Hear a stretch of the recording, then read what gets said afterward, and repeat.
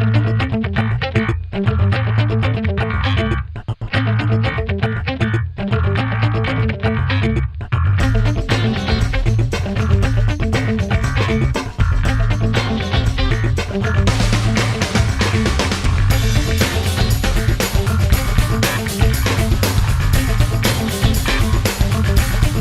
Róisín. Welcome to Music Podcast Rewinding from Montenegro.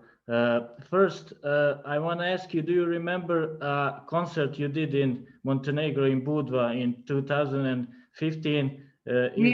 Report says that there were 25,000 people. Yeah, amazing. It was an amazing gig. Yeah. Yeah, you done also gigs in Serbia and at Exit Festival 2 times. People still remember those concerts. Those two, oh my God. Going to Exit back in the day was really special. Yeah.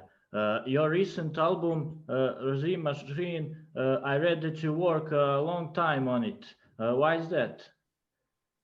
Well, we didn't spend a long time working on it, but we had a lot of time in between starting it and finishing it. So we started it 10 years ago and then we stopped for years. And then we put out a song last year called Incapable, and loads of people really liked it.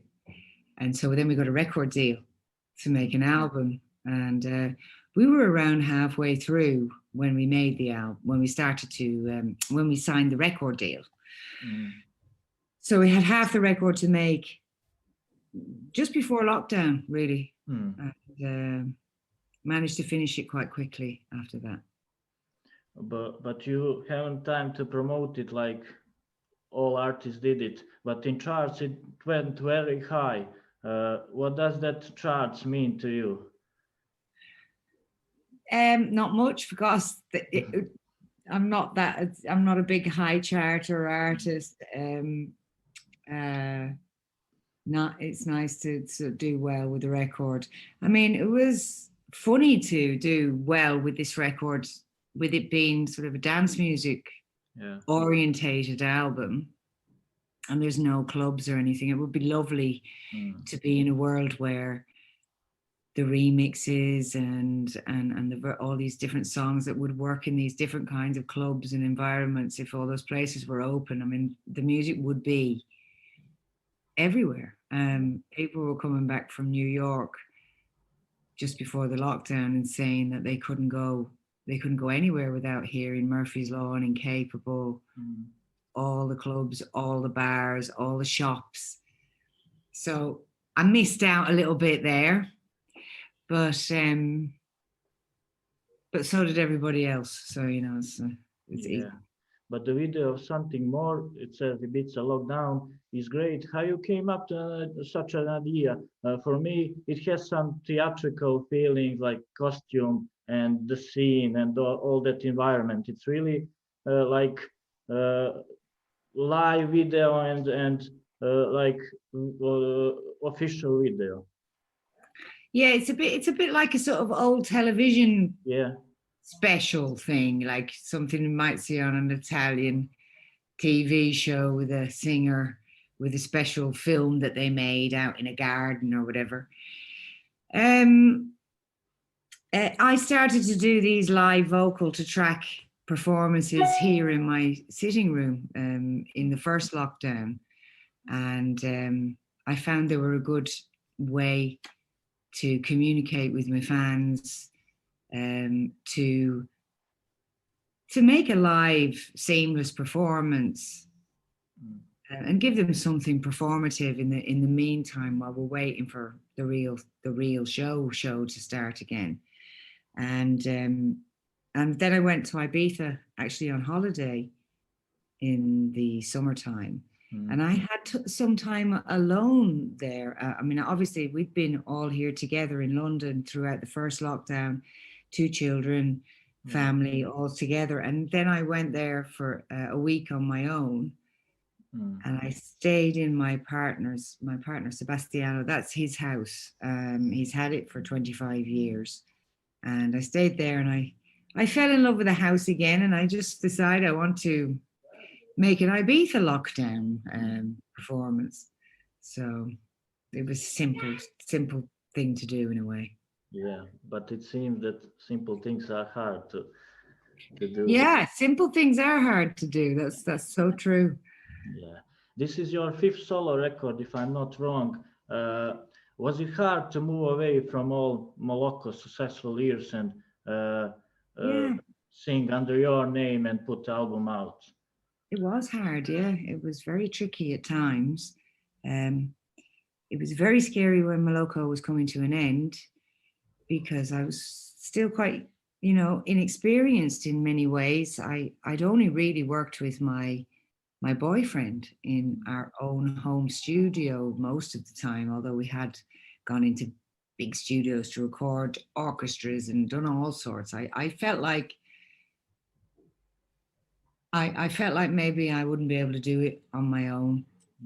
So obviously I was very scared. And so breaking up with him was more than breaking up with a boyfriend. It was like, oh God, it was a big challenge. Like, did I do the right thing with my life? Because it was almost an accident that I became a singer. It was because I fell in love with him, really. And we started to make these just experiments in sound and singing and making noise and playing around with ideas, not really being that serious. And then so suddenly we got a record deal and we wanted to be together. And so we signed the record deal and we were happy making this music together. And so we did it. And I guess by the time I came to the end of it, because of how I started, I just still wasn't sure if this was what I was meant to be, because I used to think I was going to be a visual artist when I was a kid growing up. Anyway, I was lucky enough to make my first solo album with a guy called Matthew Herbert, and he really helped me. He really sort of was gentle with me. Yeah. But the New York Times writing about this album and says, disco queen ruling her own galaxy. Do you feel like disco queen? Not really, because I don't know, disco queen sort of feels a bit too obvious, like, I don't know if I am a disco queen, but I definitely love club culture. I love club music. I love what it can do, all the different feelings it can hold, and that it can bring people together, that it can make you dance, and therefore kind of levitate you up into another dimension. And it's very powerful. It's a very powerful thing, and I very much respect it, and I have great respect for DJs. Yeah. And I have lots of lovely DJ friends who've helped me so much in my life, just talking to me as well, just conversations I've had with people who love music, that kind of music. Right. As we speak about disco, do you think that electronica maybe gave the genre fuel that disco needed after, that glory days that still today remain the mainstream music?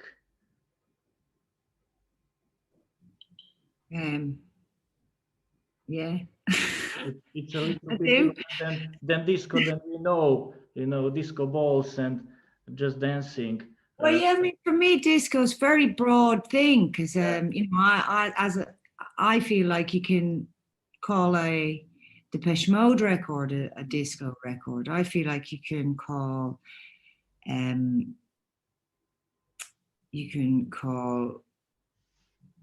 a Throbbing Gristle record a disco record sometimes, and sometimes a reggae record can be a disco record. Sometimes anything. It's just like, it's a state of mind. It's not really a genre. When it becomes really just tropes and the genre really solid, it can be a bit annoying. Yeah, and it kind of destroyed it the first time round. All the too much disco balls, and it became alienating. It became it also became a cliche. It can become a cliche of itself when it's like that. But at its best, it's it's a liberating, subversive movement that is was started really by black, gay, sort of people looking for civil rights, and it goes hand in hand, and it goes hand in hand with hard times, and maybe that's why people are kind of looking for it now, because they're living through hard times. But we've nowhere to go and experience it. It is an experience. It's more than just a music. It's an experience.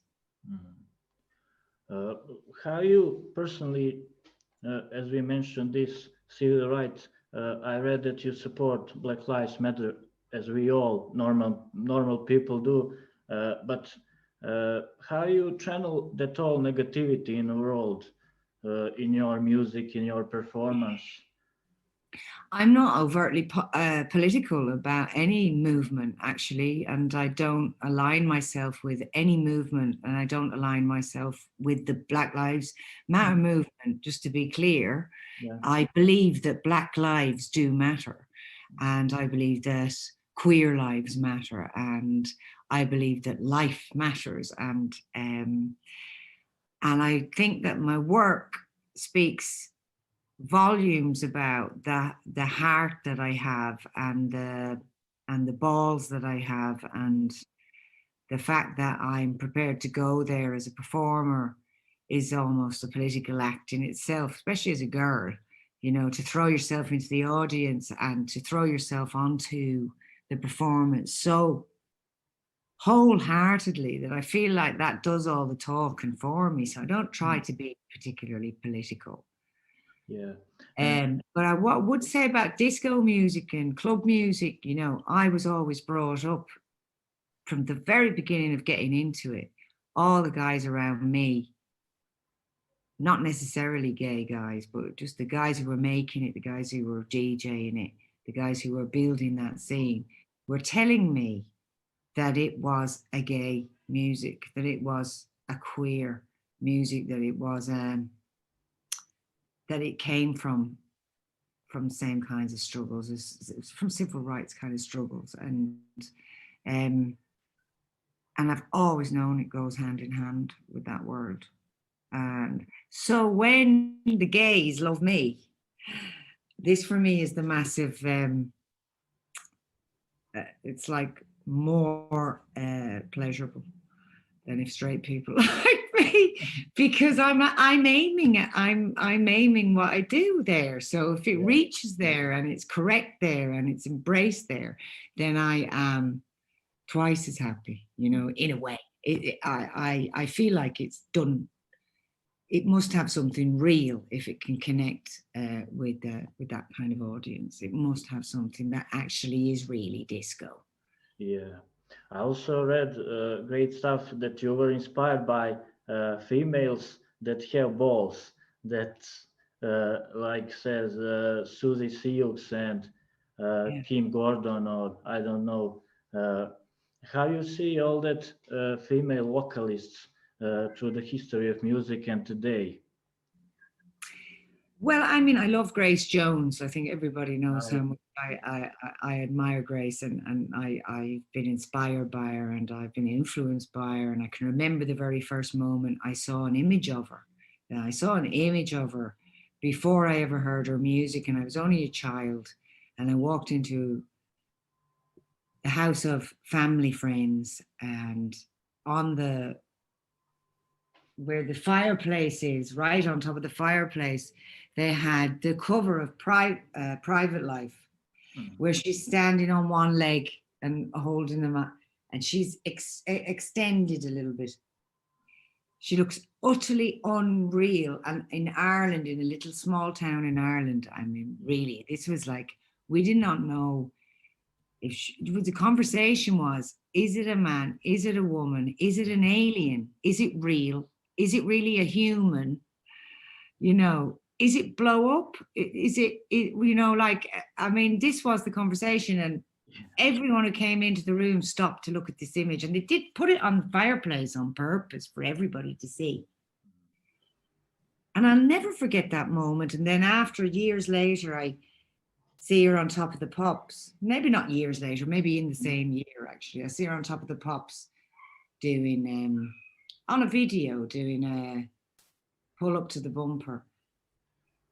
And then just loved it. And we were just talking about this album today, the Private Life album.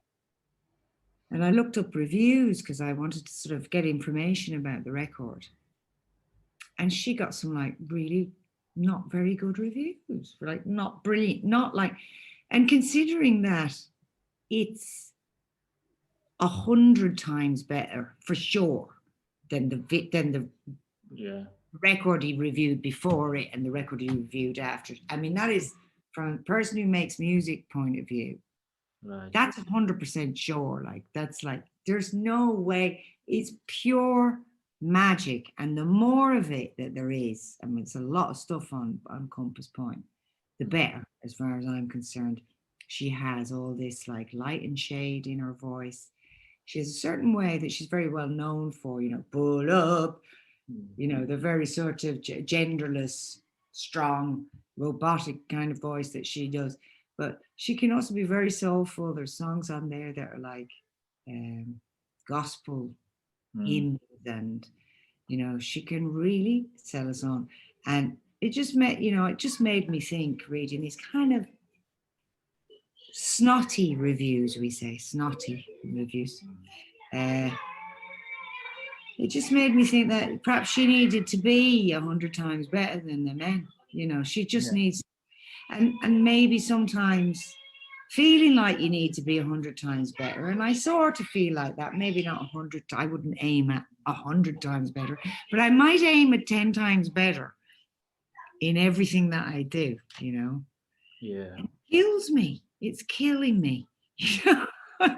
I just pour so much into everything, every visual, every piece of music, everything, because I feel like I have to be better than a lot of other people. I really do feel like I do, but it pushes me to do the best I can. And in the end, that's better than anything, you know, to have a read. Is it exhausting sometimes? Huh? Is it exhausting sometimes, that feeling that you need to be better? It is, of course, yes, it is, of course, sometimes. But I am very enthusiastic. I'm a very enthusiastic and a very curious artist.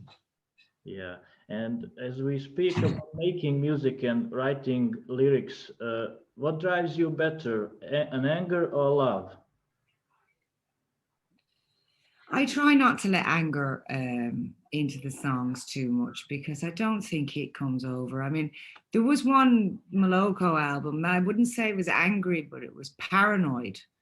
And it's called I'm Not a Doctor. It was our second album. And I listened to it recently and I thought, Jesus, that's so paranoid. It was all like, they're talking about me. And like, you know, and it's not right. And this and that. And I realized actually maybe it was because that the marijuana became much stronger in those years. Very quickly, everything became very strong. Yeah. And, but yeah, I mean, you don't really want to have an endlessly, I don't know. I mean, I like to have lots of feelings in the song at the one time, you know, maybe a tiny, it's like a cooking, you know, maybe a tiny, you know, some pepper pot with peppers of anger. Yeah. Not, and then holding that with sensuality, and then hold that with a bit of sadness, melancholy, and hold that with a bit of edge, you know, exuberant joy. I like to have all these things, flavors in the songs. Yeah. How your Irish heritage does come into your work? Yes, well, I think we are who we are, and blood is thicker than water, and I'll always be an Irish woman. Yeah. There's no way you can take that out of me. And I was brought up with very interesting people, and they all sing a lot of songs all the time. And my uncle was a musician, multi-instrumentalist, great singer, pitch perfect, genius. He was genius, literally. Didn't think I had any talent, but I loved him. And I was surrounded by music, and I was surrounded by great people, great adults, children mixing with adults a lot. Lots of parties, lots of fun, lots of drinking for the adults, obviously. And lots and lots of music and lots of culture. Lots of love. I was brought up with loads of love. Thank God, thank God. That's all children need, really. And I was very strong by the time I got to be 15. I was very strong. And that, I think, really is down to the amount of love I was given more than anything else. And for the end, I always want to ask artists, what is the main change to your approach to music as you get older? How you see the songs and music that you've done in the past? I think the main difference is that in the past in Moloko, we had a very slow, easy pace. We could make the records in our own time, and then that might take 1 or 2 years, and then we would tour for 1 or 2 years. And this went round and round like seasonal work then. But now it's very different. Now I'm working on a few things at the same time, all the time. And that means a few different music projects at the same time. And then I'm working on all kind of visual projects, and I'm working more alone on music too, because I can access music software myself much easier. So those things have changed. And then also I've got the less distance between me and my fans. So I can be very productive and get things out to people very quickly because of social media and all these things that have changed so much. I mean, obviously I've been doing this 27 years. Things have changed. When I started, I didn't even do emails. Everything was discussed in the pub and, you know, with the record label or whatever. And you hope that everybody understood what you said in the meeting, and then you'd leave and wouldn't see each other for 6 months. But time has changed, and times change, and you got to change with them. Yeah. Róisín, thank you very much for your time. Hope you. Thank you. Sorry for keeping you waiting. No problem. I hope when this all fuzz go by that you come to sing in Montenegro once more. Yes, once more. I did have I had a holiday in Montenegro. Yeah. Where did we go, Sebi? Sebi, where did we go in Montenegro? And the beach, it was called. We went where the river. Was it a kite surfing place? Was it an island though? No, at the bottom. Yeah, Ade Bojane. At the bottom of the river, the delta. Yeah, that's where we. Ade Bojane. Beautiful. Bojane, yeah. Bojane, that's it. Yeah. We went to stay there for a week. We had an amazing time. Great sunsets. Hanging with the hippies and the sunsets and the guys, and it was great. We loved it. Really good times. That's it. Thank you once more. Ciao. Hope to see you again. All the best. Okay, ciao, amore. Bye.